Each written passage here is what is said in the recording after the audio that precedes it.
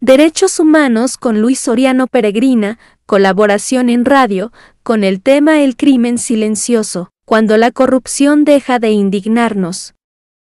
Los derechos humanos, en Informe 907. 7 de la mañana con 46 minutos. Luis Soriano, a quien abrazo con mucho afecto. Luis, ¿cómo te va? Buena mañana. Adelante, Luis. ¿Cómo Buena estás, Toño? mañana. Hola, muy buenos días, Toño. Saludos a ti y a todo tu auditorio. Acá Muchísimas estamos. gracias, Luis. Esta mañana de miércoles, ¿qué analizas? Mira, hoy quiero poner sobre la mesa un tema que casi siempre discutimos mirando hacia el gobierno, pero rara vez tenemos la honestidad de preguntarnos si nosotros también somos parte del problema.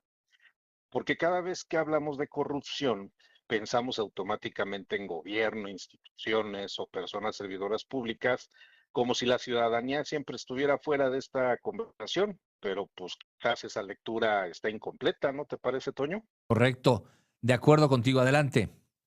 Mira, si queremos hablar seriamente de corrupción, quizá necesitamos empezar reconociendo algo incómodo. Durante años hemos construido la idea de que este es un problema exclusivo del sector público, como si la ciudadanía solamente ocupara el papel de víctima, observador o denunciante.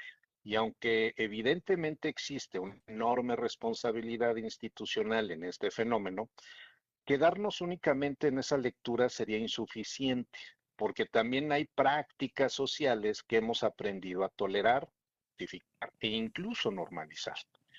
Pensemos en cosas cotidianas. Cuando alguien intenta acelerar un trámite mediante influencias, cuando usa una relación personal para dejar verse como una ventaja indebida y comienza a percibirse como una forma inteligente de resolver.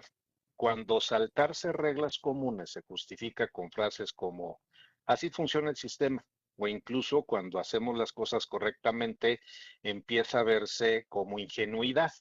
Y ahí hay algo profundamente delicado, porque la corrupción deja de parecernos una anomalía y comienza a asumirse como una herramienta funcional para resolver problemas. Y eso cambia todo desde esa perspectiva, porque entonces ya no estamos hablando solamente de instituciones que fallan, sino también de una cultura social que puede terminar reproduciendo exactamente aquello que critica.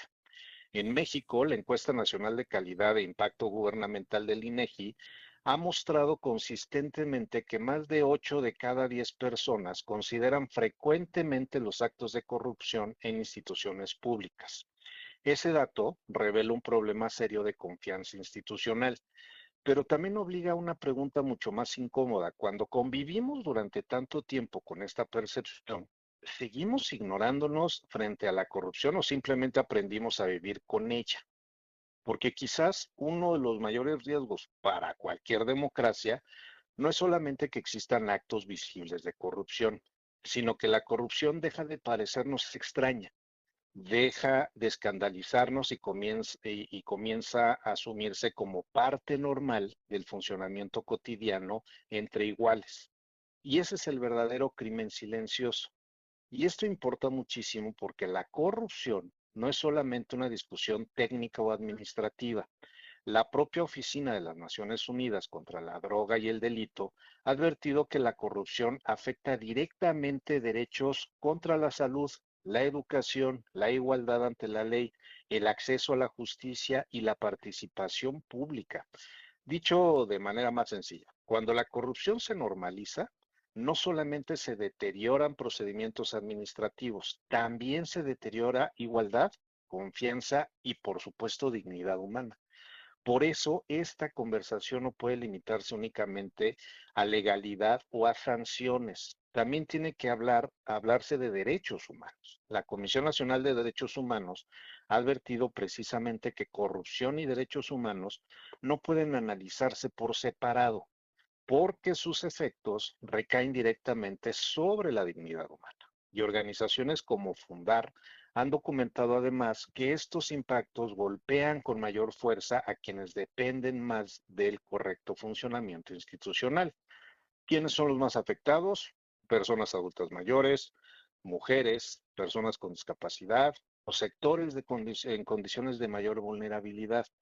Durante años hemos hablado con razón de transformar la cultura del servicio público, fortalecer controles institucionales y exigir integridad a quienes ejercen responsabilidades públicas.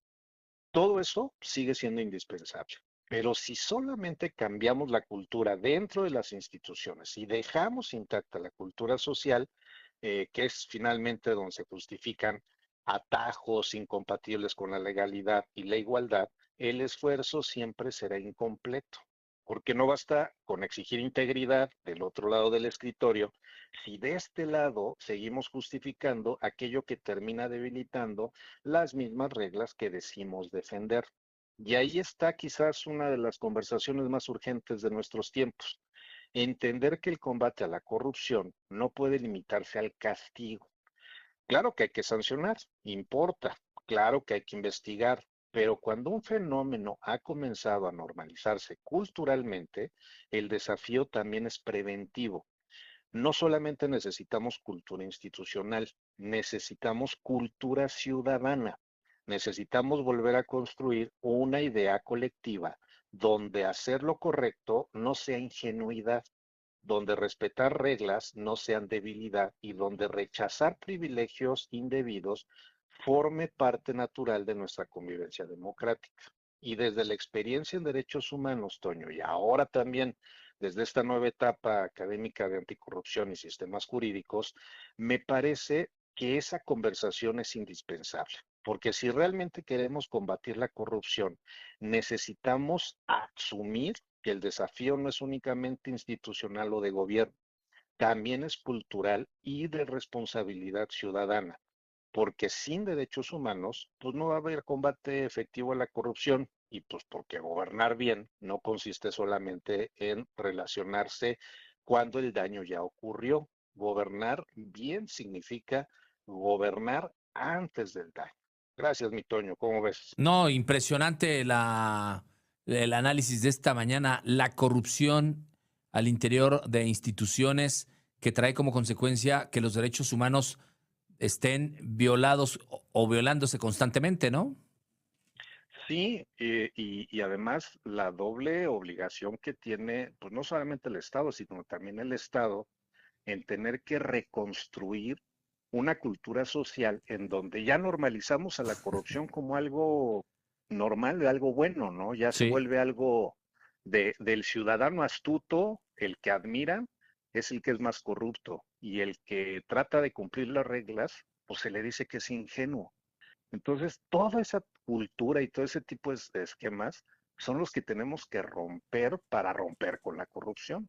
Porque pues, ingenuo es pensar que la corrupción es algo bueno. Eso sí es ser ingenuo, ¿no? completamente, completamente de acuerdo contigo. Luis, muchísimas gracias. Nada más dinos dónde te vemos y leemos. En mis redes sociales, Luis Soriano BC, ahí me encuentran. Con mucho gusto estoy a sus órdenes. Perfecto, Luis. Te mando un fuerte abrazo y nos escuchamos el próximo miércoles. Abrazo fuerte, Toño. Un Estamos a tus abrazo, órdenes. abrazo fuerte. Gracias, Luis Soriano. No hay otra persona en Puebla que hable de derechos humanos como Luis Soriano, ¿eh? La verdad, experto de la defensa de los derechos humanos. 7 de la mañana con 55 minutos, 5 y serán las 8.